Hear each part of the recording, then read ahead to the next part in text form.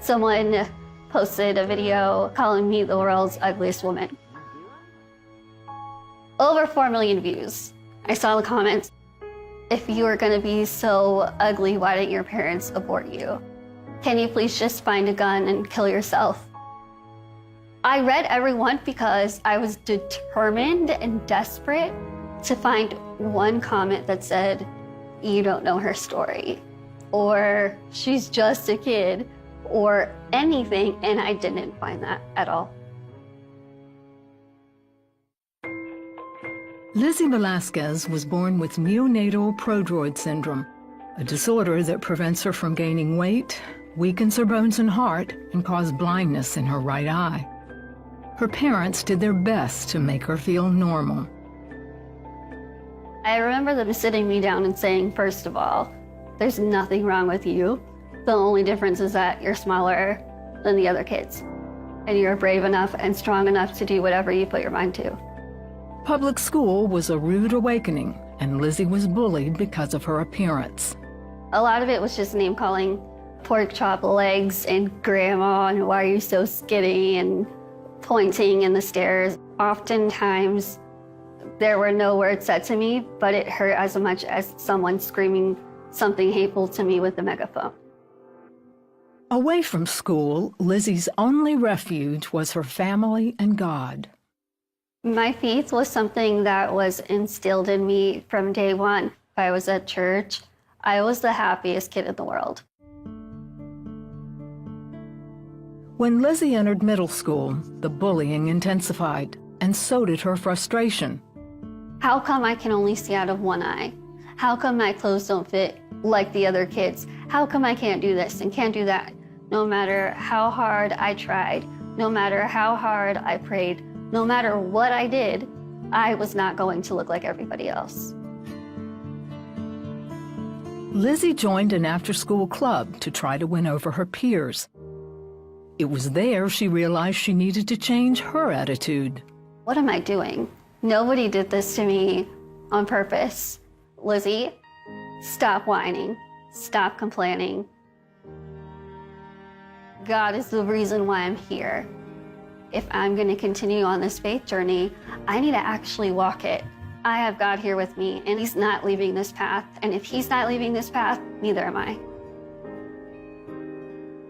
From that point forward, things began to change. I was really happy. Everything was going well. I had incredible best friends around me. Lizzie's confidence grew, but she wasn't prepared for what would happen her junior year of high school. I don't think I'll ever be able to adequately describe what I felt in that moment. I was really confused and upset and angry. What in the world do I do now? I worked so hard to get my confidence up to where it was. Now that doesn't even exist. I knew deep down I was not going to let this video or those people become the definition of who I was meant to be. Lizzie immersed herself in church and school.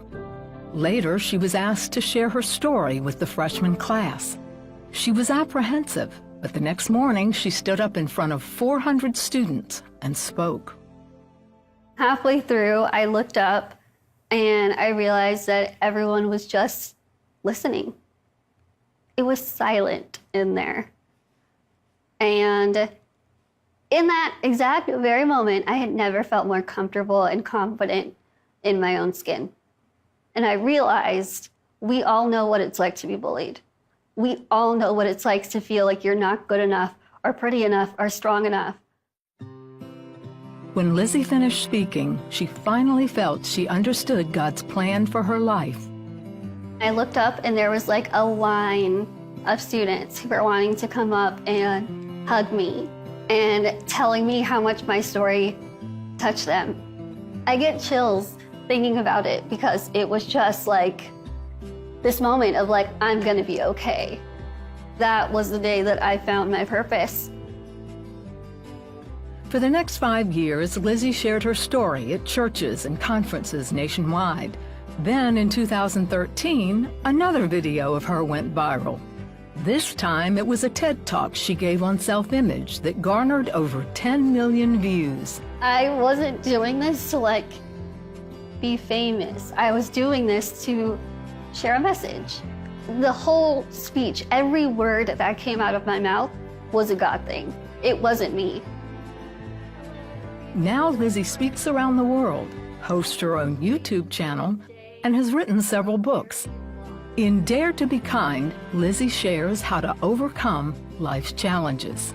I feel like Jesus put me in this little body to show people that no matter what size you are, or where you come from, or what you go through, there is a God who is there, who will never leave you, and that will surpass any obstacle.